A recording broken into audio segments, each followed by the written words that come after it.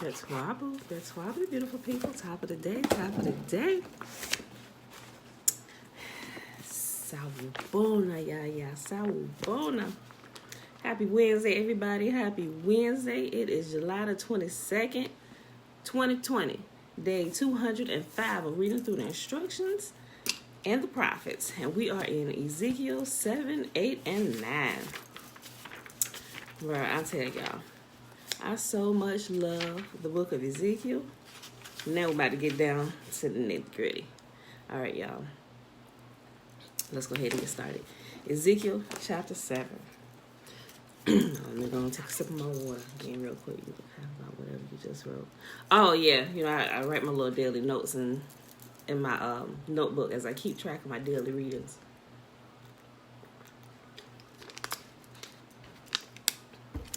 For those of y'all that can't see Tiffany comment, she said you look happy about whatever you just wrote. Okay, y'all. Ezekiel chapter 7. Moreover, the word of Yahuwah came unto me, saying, Also thou, son of man, thus saith Yahuwah unto the land of Israel, the end is come upon the four corners of the land. Now is the end come upon thee, and I will send my anger upon thee, and will judge thee according to thy ways, and will recompense thee of all thine abominations. And my eyes shall not spare, neither will I have pity, but will recompense thy ways upon thee, and thine abominations shall be in the midst of thee, and ye shall know that I am Yahuwah. Thus saith Yahuwah, an evil, and only evil, behold, is come. An end is come, the end is come. It watcheth for thee, behold, it is come. Like, they should have been shaking in their boots, like, oh, bruh, he been warning us, but now he said it's here. The morning is come unto thee, O thou that dwellest in the land. The time is come, the day of trouble is near, and not the sounding again of the mountains. Now will I shortly pour my fury upon thee, and accomplish mine anger upon thee, and I will judge thee according to thy ways, and will recompense thee for all thine abominations. And my eyes shall not spare, neither will I have pity. I will recompense thee according to thy ways and thine abominations that are in the midst of thee. And ye shall know that I am Yahuwah that smiteth. Behold the day, behold, it is come. The morning is going forth, the rod has blossomed, pride hath budded. Violence is risen up into a rod of wickedness. None of them shall remain, nor of their multitude, nor any of theirs, neither shall there be wailing for them. The time is come, the day draweth near. Let not the buyer rejoice, nor the seller mourn, for wrath is upon all the multitude thereof. For the seller shall not return to that which is sold, although they were yet alive. For the vision is touching the whole multitude thereof, which shall not return. Neither shall any strengthen himself in the iniquity of his life. They have blown the trumpet, even to make all ready, but none goeth to the battle. For my wrath is upon all the multitude thereof. The sword is without, and pestilence and famine within. He that is in the field shall die with the sword, and he that is in the city, famine and pestilence shall devour him. But they that escape of them shall escape, and shall be on the mountains like doves of the valley, all of them mourning, every one for his iniquity. All hands shall be feeble, and all knees shall be weak as water. They shall also gird themselves with sackcloth, and horror shall cover them, and shame shall be upon all the faces, and baldness upon all their heads. Sawubona, sawubona. They shall cast their silver in the streets, and their gold shall be removed. Their silver and their gold shall not be able to deliver them in the day of thy wrath, in the day of the wrath of Yahuwah. They shall not satisfy their souls, neither fill their bowels, because it is the stumbling block of their iniquity. As for the beauty of his ornament, he set it in majesty, but they made the image of their abominations and of their detestable things therein. Therefore have I set it far from them. Betwabu. And I will give it into the hands of the strangers for a prey, and to the wicked of the earth for a spoil, and they shall pollute it. My face will also turn from them, and they shall pollute my secret place. For the robber shall enter into it and defile it. Make a chain, for the land is full of bloody crimes, and the city is full of violence. Wherefore I will bring the worst of the heathen, and they shall possess their houses. I will also make the pomp of the strong to cease, and their holy places shall be defiled. Destruction cometh, and they shall seek peace, and there shall be none. Mischief shall come upon mischief, and rumor shall be upon rumor. Then shall they seek a vision of the prophet, but the law shall perish from the priests, and the counsel from the ancients. The king shall mourn, and the prince shall be clothed with desolation, and the hands of the people of the land shall be troubled. I will do unto them after the manner of their way, and according to their deserts will I judge them, and they shall know that I am Yahuwah. Ezekiel chapter 8. And it shall come to pass in the sixth year, in the 6th month, in the 5th day of the month, as I sat in my house, as the elders of Judah sat before me, that the hand of Yahuwah fell there upon me. Then I beheld, and lo, a likeness as the appearance of fire, from the appearance of his loins, even downward fire, and from his loins even upward, as the appearance of brightness, as the color of amber. And he put forth the form of a hand, and took me by a lock of my head, and the Spirit lifted me up between the earth and heaven, and brought me in the visions of Yahuwah to Jerusalem, to the door of the inner gate that looketh toward the north, where was the seat of the image of jealousy, which provoketh to jealousy. And behold, the glory of Yahuwah was there, according to the vision that I saw in the plain. Then he said unto me, Son of man, lift up thine eyes now toward the north. So I lifted up my eyes away toward the north, and behold, northward at the gate of the altar this image of jealousy in the entry.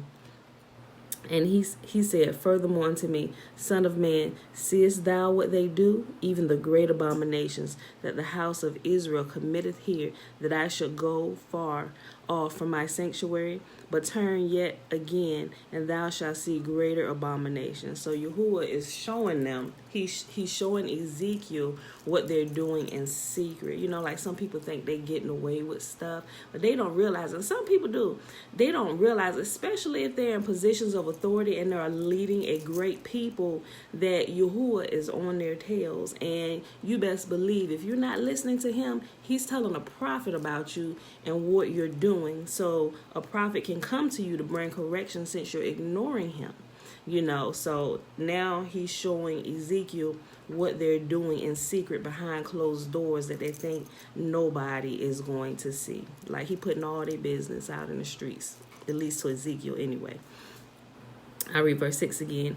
He said, Furthermore unto me, Son of man, seest thou what they do, even the great abominations that the house of Israel committeth here, that I should go far off from my sanctuary? He said, they're doing this and they're driving me off. He said, because I can't stand this. It's a disgusting thing.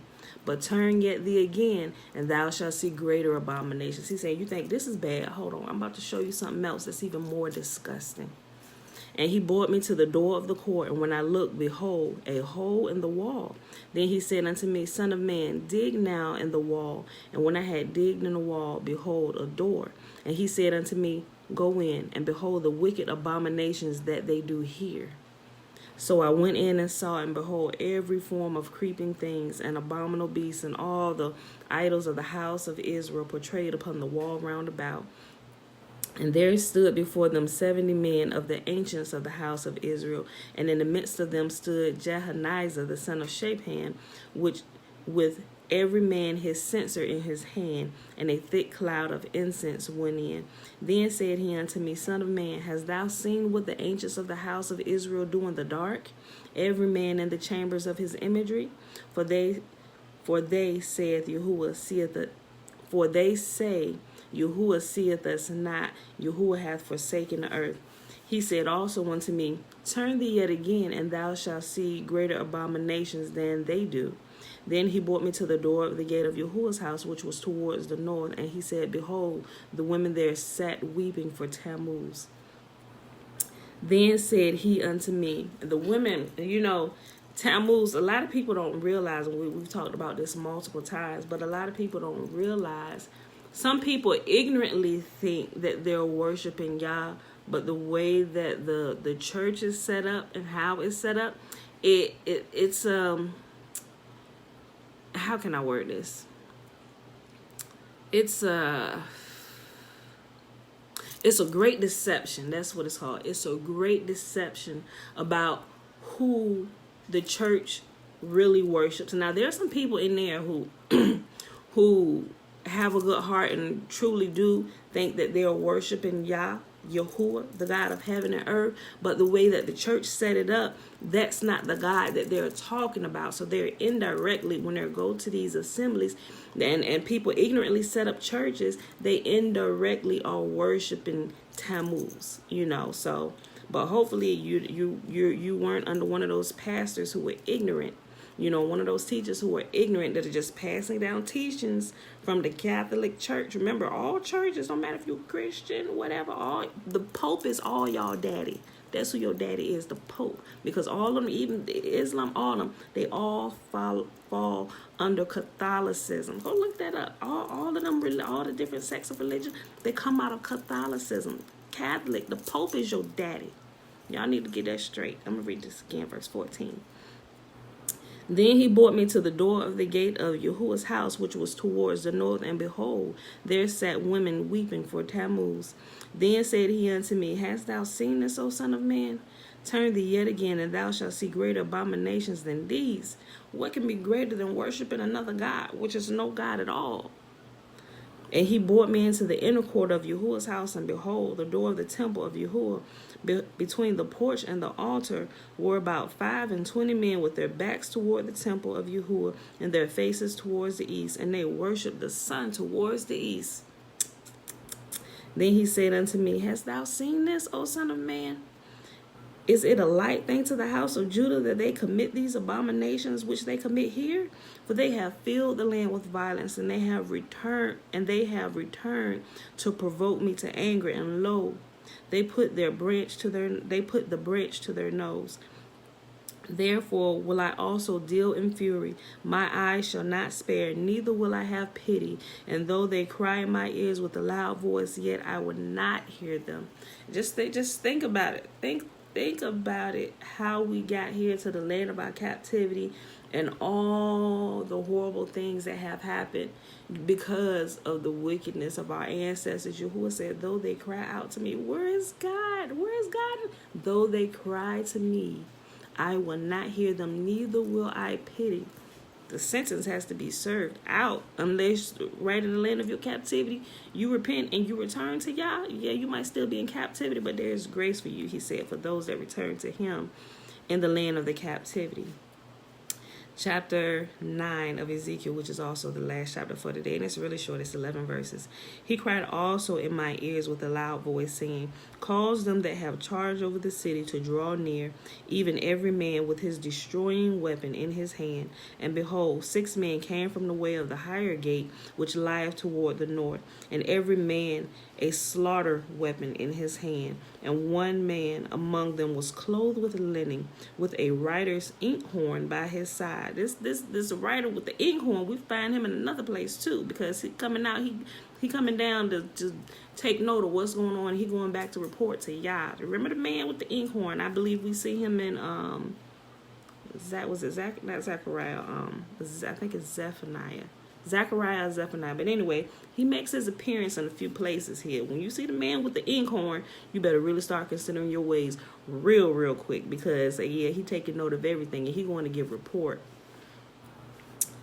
And the glory of Yahuwah of Israel was gone up from the cherub whereupon he was to the threshold of the house, and he called to the man clothed with linen, which had the writer's inkhorn by his side. And Yahuwah said unto him, Go through the midst of the city, through the midst of Jerusalem, and set a mark upon the foreheads of the men that sigh and that cry for all the abominations that be done in the midst thereof. And to the others he said in my hearing, Go ye after him through the city, and smite. Let not your eyes spare, neither have ye pity. So he said, also put a mark. Good morning, Auntie. Put a mark on those who are keeping my law, who is crying out because of the wickedness that's going on and what their people are doing. He said, mark them, but everybody else, take your weapons of slaughter and get them up out of here. Bruh. Verse 5, I read again. And to the others he said in my hearing, go ye after him through the city and smite. Let not your eyes spare, neither have ye pity. Slay utterly old and young, both maids and little children and women, but come not near any man upon whom is the mark. Excuse me. And begin at my sanctuary. Then they began at the ancient men which were before the house. Bruh.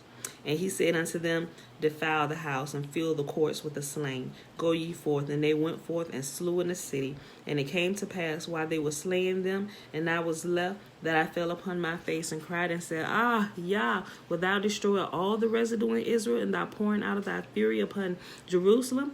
Then he said unto me, the iniquity of the house of Israel and Judah is exceedingly great, and the land is full of blood.